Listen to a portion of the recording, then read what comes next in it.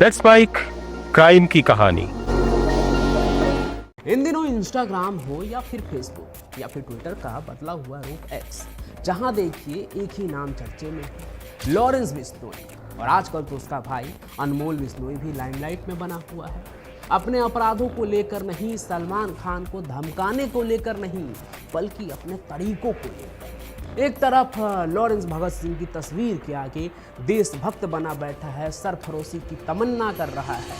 सरफरोशी की तमन्ना अब हमारे दिल में है, देखना है जोर कितना बाजुए का दिल में है। और दूसरी ओर उसका भाई है अनमोल, जो यज्ञ करता हुआ नजर आ रहा है।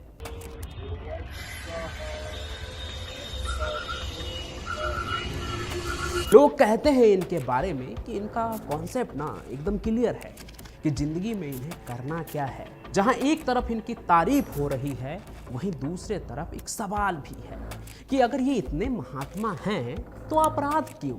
अपराध के जरिए पैसों की उगाही क्यों?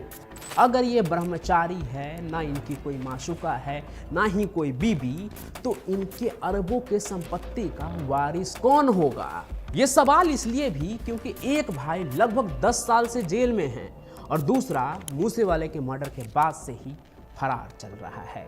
इनके बिश्नोई समाज का इतिहास रहा है कि ये औरों की रक्षा के लिए अपनी जान तक दे देते हैं। कहानी तो ऐसी भी है कि जंगल तक को बचाने के लिए सैकड़ों बिश्नोई ने अपना बलिदान दिया था, सिर तक कटवा लिया था। और एक तरफ ये दोनों भाई हैं जो लोगों की जान लेते हुए थक नहीं रहे हैं, गोलियां पे गोलियां चला रहे हैं, खुद नहीं चलाते हैं, अपने नाम पर किसी और से चलवा रहे हैं।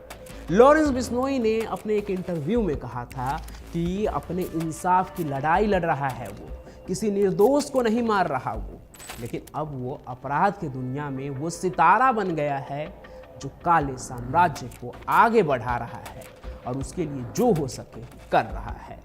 फिर चाहे दाऊद इब्राहिम भारत के सबसे खूंखार डॉन को चुनौती ही देना क्यों ना हो, वो इस अपराध के दुनिया का गुरुजी भी बन गया है। सुनने में आया है कि गैंग के जो तमाम लोग हैं ना, वो अब लॉरेंस बिश्नोई को गुरुजी कहते हैं, यानी कि उनका जो सरगना है वही अब उनके गुरुजी बन गए हैं। अब सवाल ये है कि देश के नए डॉन उर्फ गुरुजी की अकूक संपत्ति का वारिस कौन होगा? और बात सिर्फ इनके काली कमाई का ही नहीं है। लॉरेंस और उसका भाई अनमोल तो खानदानी रईस है। गांव में उनके पास कहते हैं 110 एकड़ जमीन है। उसके परिवार वाले हर साल जेल के अंदर सिर्फ लॉरेंस बिश्नोई के ऊपर 30 से 40 लाख रुपए खर्च कर देते हैं। ऐसे में अगर ये दोनों भाई यूं ही अपराधी बने फिरते रहें तो इनके अरबों की संपत्ति का क्या होगा? कौन होगा इसका वारिस? ये बात सिर्फ गुजरात के साबरमती जेल में बंद लॉरेंस बिश्नोई की नहीं है, उसके गैंग की है, पूरे के पूरे गैंग की। और ये बात इसलिए उठ रही है क्योंकि गुरुजी यानी लॉरेंस बिश्नोई के गैंग में ज़्यादा गैंगस्टर ब्रह्मचर्य का पालन कर रहे हैं। खुद लॉरेंस बिश्नोई की भी यही कहानी है। वैसे तो लॉरेंस बिश्नोई की एक कहानी ये भी है कि वो अपने गर्लफ्रेंड के मौत का बदला लेने के लिए अपराध की दुनिया में आया, लेकिन ज़्यादातर लोगों का ये भी मानना है कि उसकी कोई गर्लफ्रेंड थी ही नहीं। लॉरेंस बिश्नोई भी ब्रह्मचर्य का पालन कर रहा है एकदम शुरुआत से ही। मैंने कहा था ना, लोग कहते हैं इनका कॉन्सेप्ट एकदम क्लियर है। इसका मतलब ये है कि गुरुजी के गैंग में ना कोई गर्लफ्रेंड है, ना कोई मासूका और ना कोई पत्नी। लेकिन दूसरी तरफ अगर लॉरेंस बिश्नोई की पर्सनल संपत्ति को भी छोड़ दें तो उनके क्राइम कंपनी का जो सालाना टर्नओवर है वो अरबों में है। साबरमती जेल के अंदर लॉरेंस बिश्नोई जिस कांड में फंसा हुआ है, जिस सिंडिकेट से वो जुड़ा हुआ मालूम पड़ रहा था, उसमें ड्रग की खेपी जो पकड़ी गई थी वो करीब 200 करोड़ रुपए की थी। तो आखिर लॉरेंस गैंग वाले इन पैसों का क्या करते हैं? इतनी जो अपराध के दुनिया में ये फैले हुए हैं, इनके गैंग वाले अपराध मचा रहे हैं, उसके जरिए पैसों की उगाही कर रहे हैं, करते क्या है ये इन पैसों का? लॉरेंस के इंटरव्यू वाली बातें सुनकर ऐसा लगता है कि वो तो बस अपने साथ हुए अन्याय का बदला लेना चाहता है।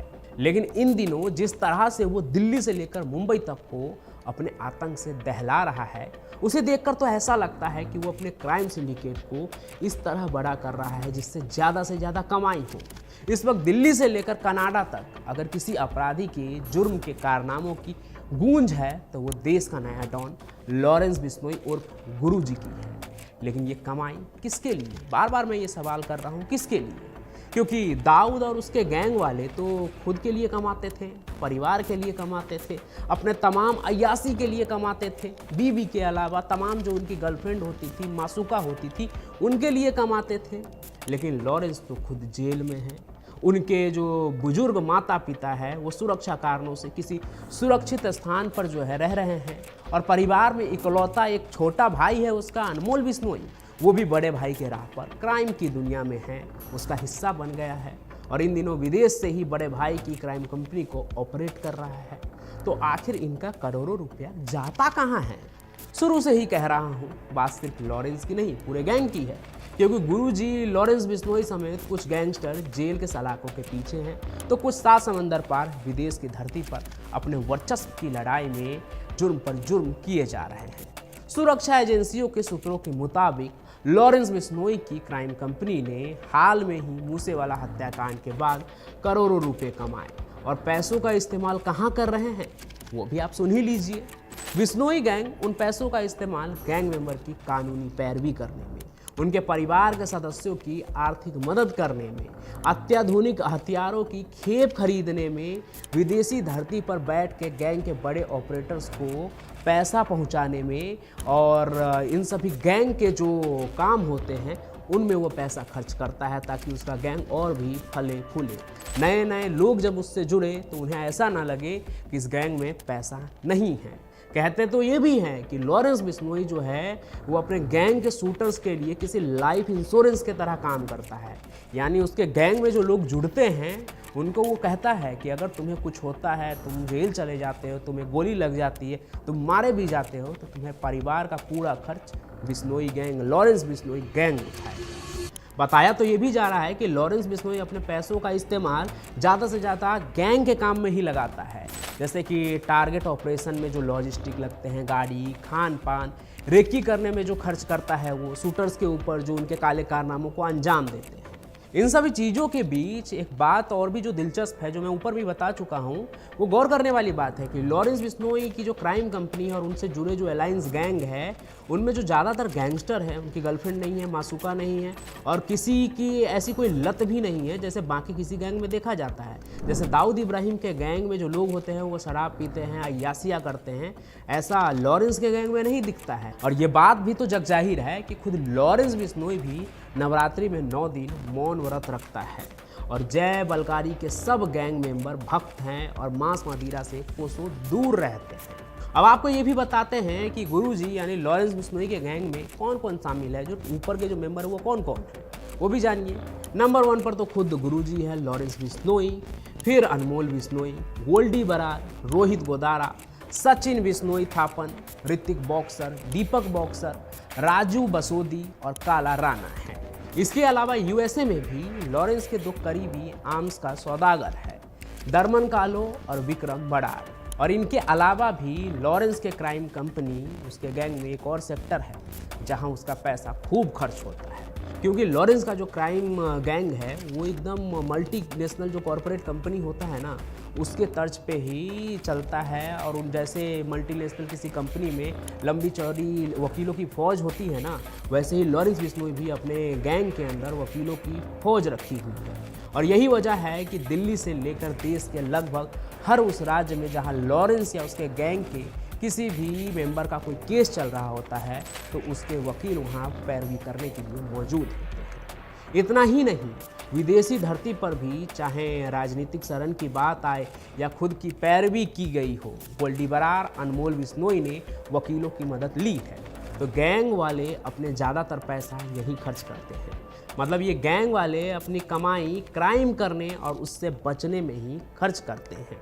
लेकिन क्या ये गैंग वाले पूरी ज़िंदगी इसी तरह रहेंगे, या फिर दूसरे पुराने क्राइम सिंडिकेट के तरह जैसे दाऊद इब्राहिम के डी कंपनी के तरह इन्हें भी शराब और शबाब का चस्का लगेगा, ये भी उसी राह पर चलने लगेंगे? क्योंकि एक वक्त में तो ये भी कहते थे कि लॉरेंस बिश्नोई नशे के व्यापार में नहीं है, वो नशा और इन सभी चीज़ों से बहुत दूर है। लेकिन साबरमती जेल में आज जिस वजह से वो बंद है, जिस केस के वजह से, वो ड्रग्स से जुड़ा हुआ ही केस है।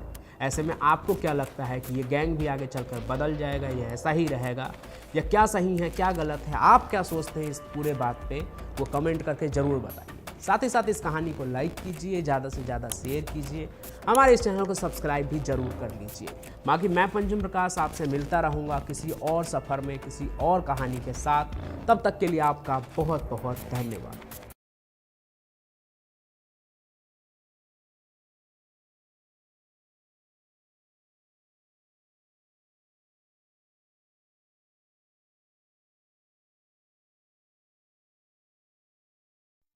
आप सुन रहे थे let's mike more than radio. Follow कीजिए हमें हमारे सोशल मीडिया प्लेटफॉर्म्स पर। It's time for news. It's time for more than radio. Presenting the first radio news app, Let's Mic. Let's Mic, a news-based app on your phone where you get to watch and listen news, talk shows, interviews, radio show podcasts. On Let's Mic, you get all relevant information of TV, print, radio, podcast, and digital. Let's Mic talks about every segment of life.